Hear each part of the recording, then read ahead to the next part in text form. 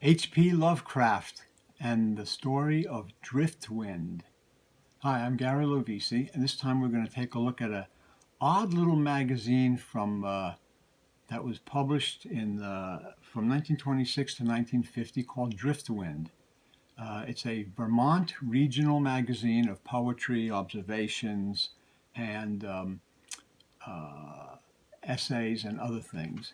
Here's one of the issues now, the November 1928 issue.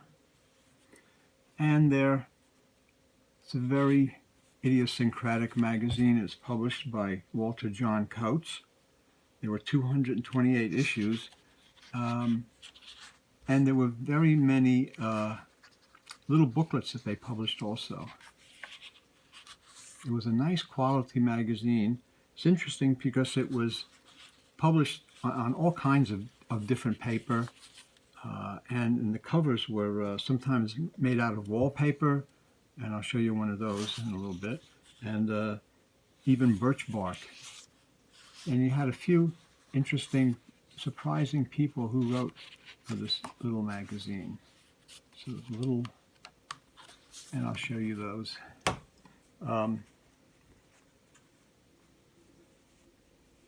It was hand printed and bound, and in this issue, the November 1935 issue, I have them all different out of order because I only have 7 issues, but there's 228 of them. But there's some interesting things in these. First of all, this is the wallpaper cover. And the other thing is that it has a contributor, Howard P. Lovecraft of Providence, Rhode Island. Is one of the editorial fellowship, or I guess you'd call them the assistant editors. Other people wrote for the magazine also. There's a lot of poets who wrote for this magazine. A lot of them I don't know, but never heard of. But Coates wrote a lot of poetry, and other people. And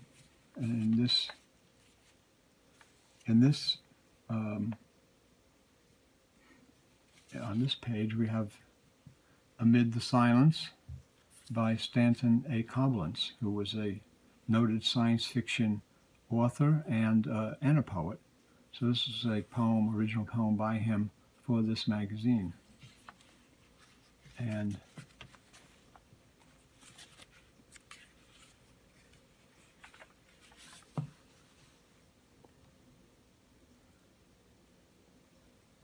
in the back here, it also has, if I can find it, looking at for Coblentz. Okay, there's a ad here for one of the books that they published. This was Stanton A. Coblentz, and he had a poem or story in this book. It was edited by Walter John Coates, and it says, Stanton A. Coblentz, poet and editor of Wings, the genuine outpourings of a sincere, reflective spirit, they assuredly do represent a real and independent reaction to life and literature. And this magazine published poetry, observations, reflections, memoirs, essays, everything that had to deal with the northern area of Vermont, which was in the 20s and 30s a kind of pristine area. The February 37 issue, again, see that February 37. Now, Lovecraft died in 1937, but we have H.P. Lovecraft, Providence, Rhode Island. He was an editorial fellowship, a kind of a assistant editor for the magazine over these many years. The December 1935 issue. another one with a dust wrapper cover. And again, we have H.P. Lovecraft mentioned in the contents page as the editorial fellowship. On November 1931, there is a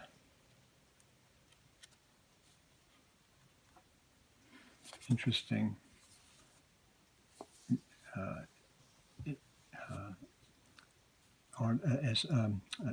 advertisement for one of the books that they publish. They published a lot of little chapbooks and pamphlets, things like that.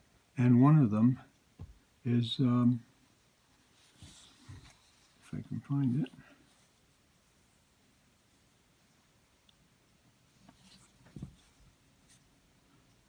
The Materialist Today by Howard P. Lovecraft, May 1926, not for sale.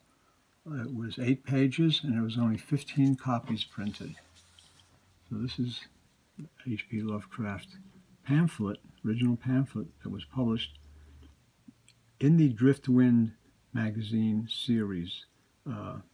They published 228 issues of the magazine and 70 booklets, pamphlets, and this is one of them.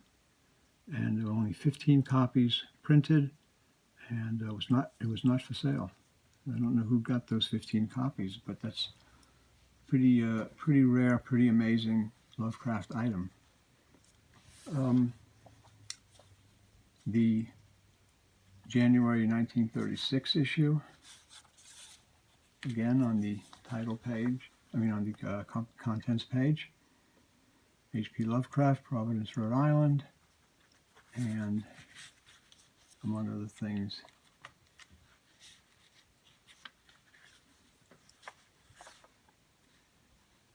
it lists a poem, or it publishes a poem by August W. Derleth of Arkham House fame, who was the publisher of Lovecraft years later. And the poem reads, "For Maris, having come again to this hill, I think of how a year has gone since I saw love come full. In this appointed place, last year, the memory of your face in every aspect of the day was all. I knew the signature of you, and here beneath this mulberry bough, I know it now." August W. Derleth. This is an original poem by the founder of Arkham House in this little magazine. Lovecraft was an aficionado of amateur press magazines and small magazines, regional magazines, and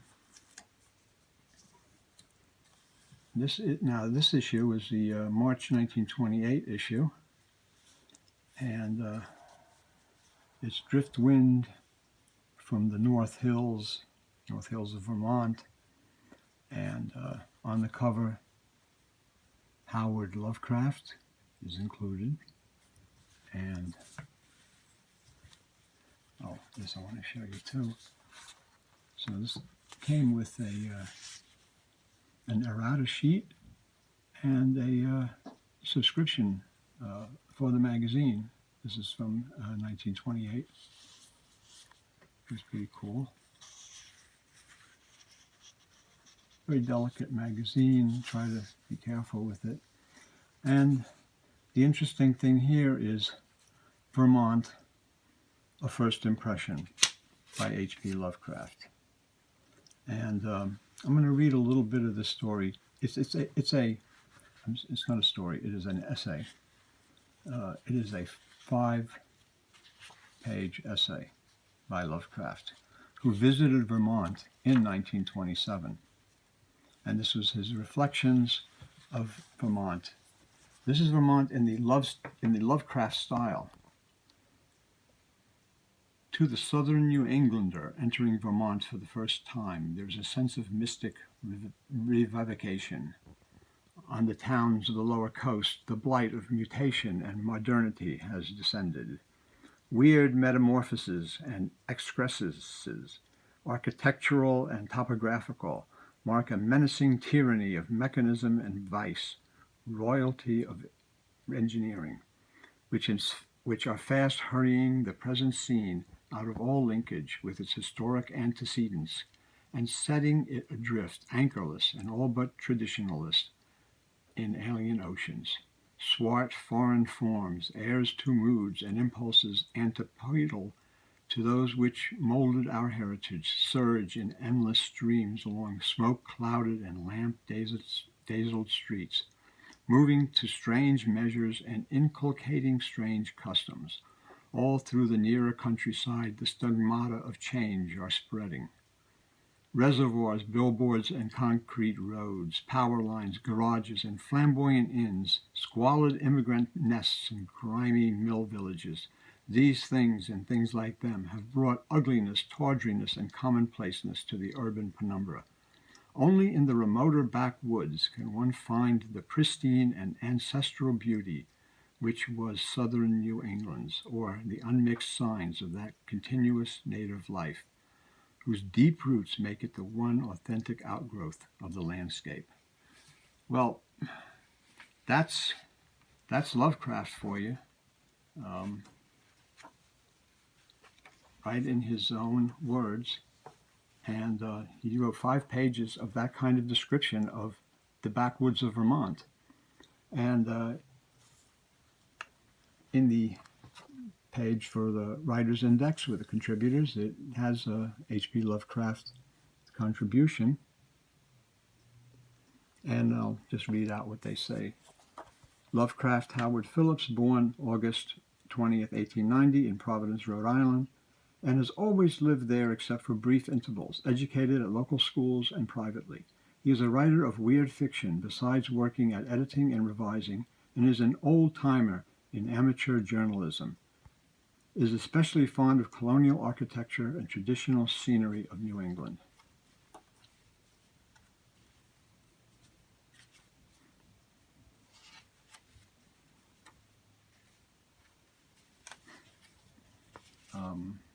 If I can find it.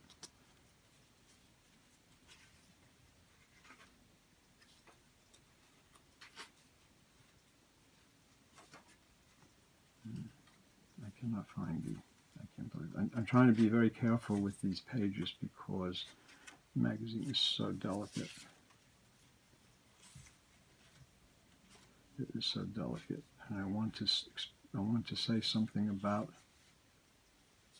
Oh, here it is. Vermont, A First Impression by H.P. Lovecraft. This essay was instrumental in 3 years later his writing of The Whisperer in Darkness, which was a key and is a key Cthulhu mythos story. Lovecraft took a trip to Vermont in 1927, wrote this essay about Vermont in his own inimitable style, and 3 years later, The Whisperer in Darkness was written and published. And from that grew the Cthulhu mythos, and so this is a key essay that was the background of that Cthulhu mythos, Weird Tales horror story. Sometimes you want to see the connection of where a story comes from, or where a certain cycle of stories comes from. Well, in some ways, this essay in the 1928 issue of Driftwind, a small regional magazine that Lovecraft wrote for, contributed essays and little things too, as well as Stanton Coblentz and August Derleth, was the inspiration for The Whisperer in Darkness, that key Cthulhu mythos story. The essay is kind of this is kind of a scarce item today, but the essay was reprinted in Collected Essays, Volume 4, Travel, edited by S.T. Josie. So it is still available if you want to read the entire 5-page essay, which I only read about half of the first page. I think it's an interesting take on Lovecraft. I think it's an interesting take on small regional magazines that really nobody knows too much about and that aren't thought of much these days, but they had a lot of inspiration for a lot of key writers. August Derleth wrote poetry for this magazine and would later become the publisher of Arkham House and Mycroft and Moran, publishing Lovecraft and publishing his Solar Pond stories, Sherlock Holmes related Solar Pond stories. But he would be publishing horror in Arkham House, and especially Clark Ashton Smith, and especially H.P. Lovecraft. And maybe this is one way that the two writers connected, by noticing that Lovecraft was noticed by Derleth and in this magazine by his contributions. There are 228 issues of this magazine, about 70 different booklets and pamphlets. One online bookseller is selling the entire grouping, along with some other ephemeral items from the publisher, Mr. Coates, for $15,000. And it's something that you're probably never going to see, but I just wanted to share that with you. I think it's an interesting connection between this little magazine from Vermont and that Lovecraft in 1927 took a trip up to Vermont, and that he wrote about it in his own style in this essay, and that essay became The Whisperer in Darkness, one of his most famous horror stories, which was a linchpin and a key story in the Cthulhu Mythos saga. So it all kind of connects, and the fact that Derleth and Stanton Coblentz are also in this magazine is a kind of interesting sidebar. I don't know who. Like I said, I have 7 issues, and there's 228 of them, so there's 221 that I'm missing. So who knows who's in what other issues. The other interesting thing is the advertisement that they have here for the Lovecraft, the little booklet of 8 pages that was not for sale, and was only printed 15 copies. That's kind of amazing that even. I wonder if it even exists today. So I hope you enjoyed this look at Lovecraft, the little magazine Driftwind, and the connection between H.P. Lovecraft and the Cthulhu Mythos. And if you did, give us a like, a thumbs up, and I'll see you next time. Thanks for looking.